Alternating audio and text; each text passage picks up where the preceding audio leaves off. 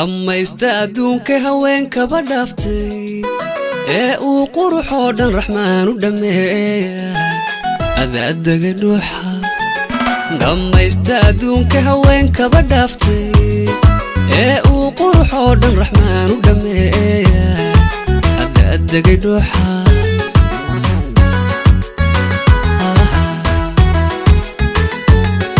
habeen dhinaca dhabtiya laabta inaan ka dhaxa dhabtii nabar weeye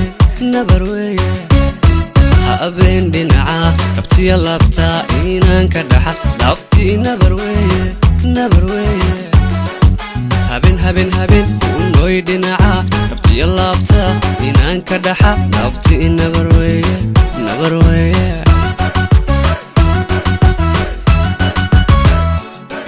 intaan dhulka hoose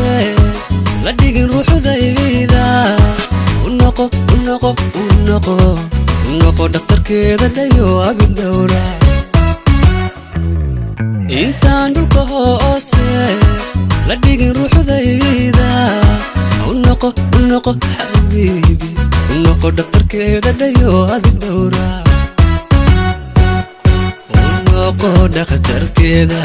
dhayo abid dhowra noqo dhakhtarkeeda dhayo abid dhowra noqo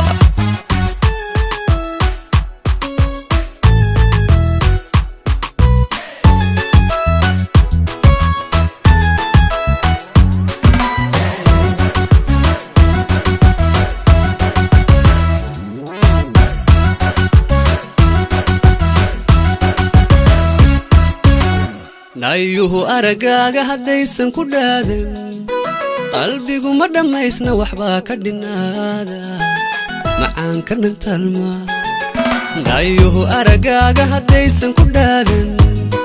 qalbigu ma dhammaysna waxbaa ka dhinaada macaan ka dhantalma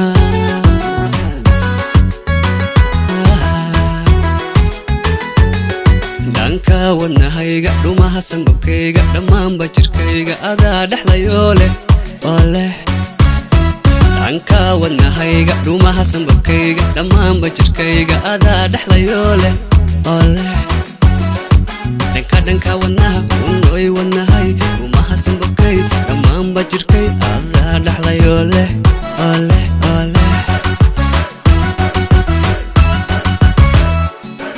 intaan dhulka hoose la dhigin ruuxdayda u noqo dhakhtarkeeda dhayo abid dhowra intaan dhulka hoose la dhigin ruuxdayda u noqo xabiibi u noqo dhakhtarkeeda dhayo abid dhowra noqo dhakhtarkeeda dhayo abid dhowra noqo dhakhtarkeeda dhayo